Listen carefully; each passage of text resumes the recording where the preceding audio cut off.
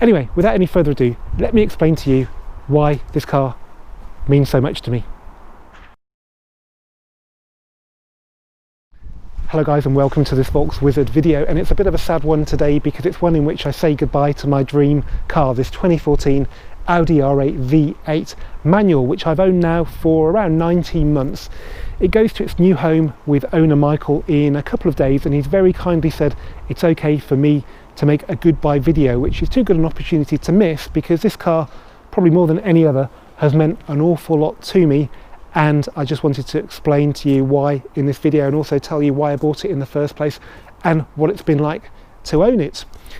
Obviously, it's not a decision I've made very easily, but what happened with the lockdown in April in particular scared me really. As a small business owner, I had a lot of money tied up in cars and I couldn't sell them. I wasn't actually allowed to sell them. And I almost, if it continued, didn't have enough money to pay my mortgage or buy food. But I had this silly £50,000 car locked up in my garage, and I don't really want to find myself in that position ever again. It's a big sacrifice, but it's nothing compared to what others out there are having to do, so it really is the only decision. Anyway, without any further ado, let me explain to you why this car means so much to me. Okay, let me firstly explain why I bought an R8 in the first place, because it wasn't just bought on a whim. I was reading Audi Driver magazine from probably 2001, 2002, it wasn't launched actually much before that.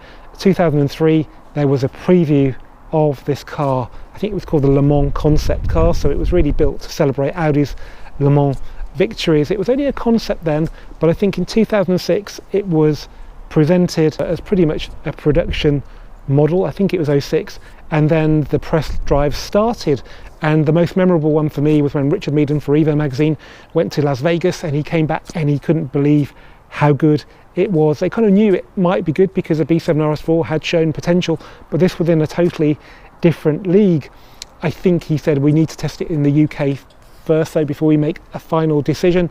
And then the next big test for the car was actually in the south of France, and that had the famous cover that said New Order on it because Audi had beaten Porsche at their own game. So there was a group test with a load of other cars, I can't remember which ones now, but one of them was a 4S, and this car came out on top. That was in 07. Other memories for me are when the economic crash happened in 2008-9, that these cars were being sold by BCA in Birmingham, ex-Audi UK cars, for like 60,000 quid when they were a year old, and God, did I really want to buy one then. But no, not a lot happened with me and R8s then for the future sort of 9 years.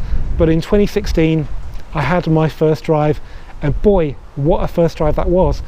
I was writing for Audi Driver magazine. I went with Audi UK and a number of other journalists to Barcelona, just given the keys to my first R8, a V10 Spider, 560 horsepower, and just being told to go and drive it, and took it up into the hills near Montserrat's famous test drive road that was, and I was in it all day. I made a video on it which I actually re-edited and relaunched a few months ago, so I'll put a link in the description to that because it's worth watching. That was my first ever drive, and yeah, that kind of set really things in place for me to buy one, because I just had to buy one. But I just bought my Club Sport S then, and that was a good car as well, so I stuck with that for like 18 months, and then sort of October 18 a lot of things happened.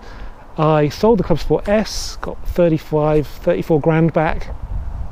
I was loaned an R8 V10 Spider by Audi UK to take to Audi Driver International, and I even drove that on track on the procession lap, which was yeah, pretty cool. And yeah, decided really I've got to buy one. So with the money from the Club Sport S, the market for supercars going real downhill for Christmas, I went to Scotland and bought this, I think like a few days before Christmas. And yeah, the rest is history really. It's been better than expected in many ways. It's been really reliable, it's held its value. Obviously I didn't buy it from a dealer, I bought it privately, I bought it in winter, and I bought it with no warranty. So three things that really mean that I took a lot of risk, but I should know what I'm doing even though I'm no R8 expert, and it's turned out okay. So yeah, it's been an incredible sort of 19 months with it, and that's why I'm really so sad to part with it. I haven't done enough with it, which is a sad thing. I was reading an article where a journalist was saying that you don't really get sentimental about parting with cars if you've done things with them. You have the memories that stay with you. And my problem with this car is that I really haven't done enough with it, because in 2019 I moved house and money was tight, and then 2020, as soon as the season kicked off, we were locked down. So really it would be another 9 months, so I just can't wait to keep this car for to use it properly. So, but saying that, it went to the launch of the new R8 in 2019, and I thought, and everyone thought, it actually looked better. Sorry Audi UK, but the purity of this design is really going to be hard to improve upon. I met Mr. JWW, the famous YouTuber there, who owned an R8, and it sort of influenced me to buy one. When he started his YouTube, he didn't do many videos with it, but he had an R8 V10 Plus, sort of the ultimate R8 Mark 1, which I guess he would have. It also did a video with JM, met him in Jilks' Garage Cafe in Kyneton, I think about a week before lockdown kicked in, and we took it out around Warwickshire. He had a drive in it and he loved it. So yeah, I also met Joe Achilles at a Volkswagen driving day in September, so yeah, and everybody loved it. They've all got a soft spot for this car. It's no coincidence that it's been the first sort of car of a lot of YouTubers. Unfortunately though, I'm not moving up to something flasher to make videos with. I do fancy a Cayman GT4 maybe one day, but it's going to have to be a fair bit in the future. Hopefully they'll get cheaper too. The one disappointment really is the ownership experience if you go to Audi. So I didn't buy it from a dealer, but I did get it serviced by them at Birmingham Audi, and that was very disappointing. I'm not probably your typical Audi owner, so I'm pretty laid back about stuff like that, but I'm just thinking about it from the perspective of people who are used to buying Porsches and who have just put 160 grand into a car like this, which is the cost of the current V10 Performance. It isn't good. There is really no special treatment given to owners like that in the dealerships. If you take your car in for a service, you could get an A1, you could get an A3. I was lucky I got an A5, but it's still not really the equivalent car that somebody who's got this kind of car would expect of a courtesy car. So Audi, if you want to sell more of these cars, and they are bloody brilliant cars for the money, new or second hand, you would do well to look at the ownership experience in the dealerships. If you want some advice, speak to other owners and look at Porsche, because they know how to do it properly.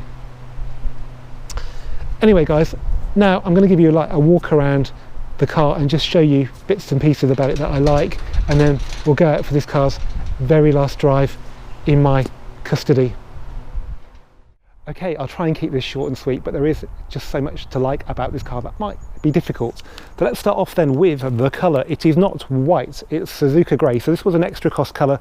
You can order it on an R8 today, and whilst it's easily mistaken for white, when you see a white R8, they do look quite different. If you look at the contrast of black, the black bits on a white car, they're very, very different to how they look against Suzuka Grey.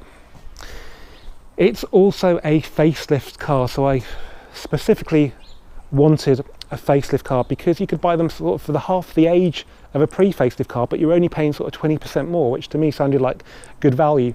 They retain all the purity of the original design, but they have a few minor tweaks here and there that together make the car look and feel a bit more modern. So we have different headlights, different shaped grills in the front bumper. We have a more modern wheel style. We have, I think, shaped mirrors, but the side profile is identical. At the back, the most distinctive feature is that we have the big round exhaust tips that are originally on the R8 GT. From the facelift, which came out in late 2012, they became standard on every R8, whatever engine or model it was. We've also got much more modern looking LED rear lights. It's easy to forget as well that the engine was modernised actually just before the facelift, so it went up from 420 PS of the original to 430, and it's a little bit cleaner, and I think it uses a little bit less fuel. Okay, let's have a look inside.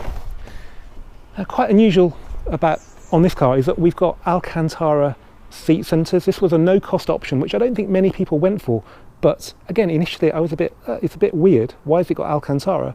But then when I thought about it, I thought it was really good because they're grippier, they don't feel cold in winter, they don't feel hot in summer, and actually they wear a lot better than the full leather seat, so that was a definite plus. The other weird thing is that we've got that incredible open gated gear selector. How that ended up in an Audi of the noughties, when it was last seen in a Ferrari of the 80s. I don't know, but I'm glad they did it because it livens up an otherwise quite plain looking cabin, which has got lots of TT bits and pieces on it, like the steering wheel, the stalks, the climate control knobs, the navigation screen. The instrument cluster is a little bit more complicated with a couple more gauges, but it still looks very, very similar. And when you sit inside, if you're used to Audis, even A3s, it doesn't feel particularly different, although you do sit nice and low in the sort of classic sports car driving position, which you don't really get on a TT. And that is a bit of an asset of the car, because I don't really want to feel stressed when I'm driving it. Even the visibility is amazing in this car as well. So the mirrors are nice and big, the windscreen's really excellent for visibility, and you can see a lot with the rear view mirror. Okay, there's a bit of a blind spot where the buttresses are by the engine, but apart from that, it's pretty good. And the other thing I like about this car is that the spec is very good. The V8 was actually quite a basic car, but somebody spec'd this car to have all the useful bits of a V10, not the engine, obviously, but going back to how easy it is to drive, it's got front and rear parking sensors with a camera, which again were extra cost option, but make the car so much easier to live with. You really don't want to damage bits on this car because that would be very expensive to fix. We've also got cruise control, which I love. We've got stainless pedals, which were extra. We've got B&O sound system with those pretty little tweeters and speakers. We've got illuminated sill covers in the door sills. And we've got mag ride. Yeah, well, we'll come on to that when we do some driving. I need to turn the ignition on, but it just makes it just makes the suspension a little bit harder, but that has more of an effect on the way the car drives than you might think, as we'll come to shortly. Also, very importantly, this car has the Audi music interface hidden in there, which gives you an option to connect your iPhone or Android phone or whatever, and you can play music into the head unit and charge your phone up that way, which is a little concession to modern smartphone connectivity that we all expect in a car today. And the original ones, I think most of them just had a CD changer there, so yeah, don't take it for granted. It's nice to have it in an R8. Anyway, enough talking. Now let's go and do some driving for the very last time in this car.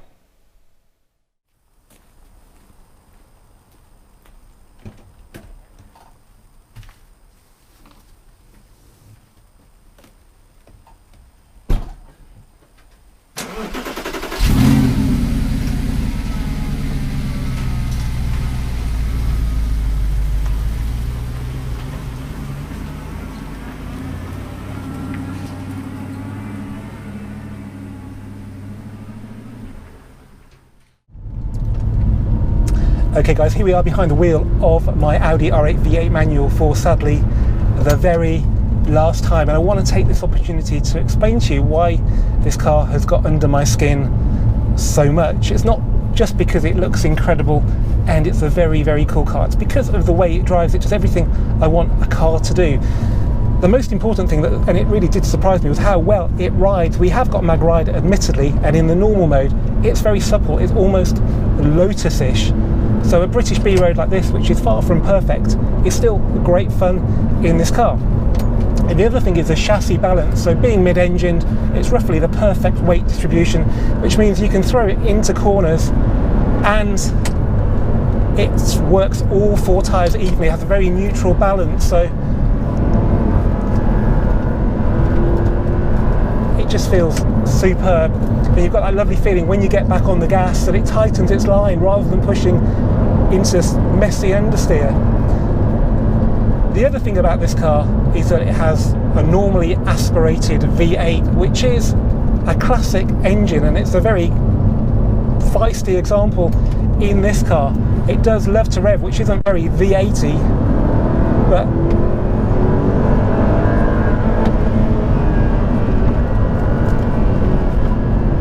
so even after 19 months and 6,000 miles, that still sends tingles down my spine. There aren't an awful lot of cars that can do that, but this is a very special car, and the icing on the top of it is that click-clack, open-gated gearbox, which means you don't actually have to drive fast to enjoy it. You can just get pleasure from shifting around, blipping the throttle, and yeah, just savouring the experience. It will be slower than an S-tronic automatic, I'm pretty sure, but I'm pretty sure I'll be smiling more when I get to my destination. Anyway guys, I hope you've enjoyed this very sad Volkswizard video. If you have, please give it a thumbs up, please comment, please share. As ever, please subscribe. We're nearly at 20k subs now, which I couldn't do without all you guys, so thanks very much, and I'll see you for the next one really soon.